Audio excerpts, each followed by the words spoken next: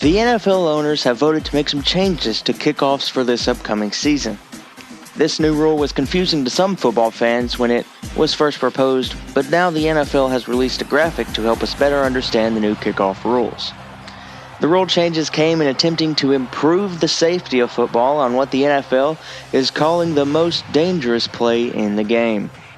The league used a study that showed concussions are 5 times more likely on kickoffs than any other play from scrimmage. The graphic released by the league explains all the new rules that will go into effect. First, 5 players on the kicking team are required to line up on each side of the ball, so there will be no more uneven sides. Like you see here, there are 6 players lining up on one side of the kicker and 4 on the other. This formation has been most common on onside kicks, but for now, we will not see that anymore. Second, players on the kickoff team will not get a running start. Instead, they will line up on the ball and have to wait until the ball is kicked to take off.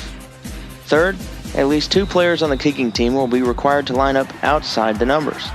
Originally, the players on kickoff could line up wherever they wanted to, as long as they were on the line. Fourth, at least 2 players on the kicking team will be required to line up between the numbers and the hash marks. Fifth, at least 8 players on the receiving team will be required to line up in a 15-yard setup zone that is near midfield on standard kickoffs, leaving a maximum of 3 players to line up deep to receive the kick. Sixth, there will be a 15-yard no blocking zone from where the ball is kicked that will be enforced until the ball is touched or hits the ground. Seventh, there will be no more wedge blocking allowed on returns where 2 or more blockers align themselves to help protect the ball carrier. These impacts are still unknown when it comes to what it will bring to games or player safety until we actually see it in action. But these rules have been set in place to clearly reduce the number of hard collisions happening on kickoffs.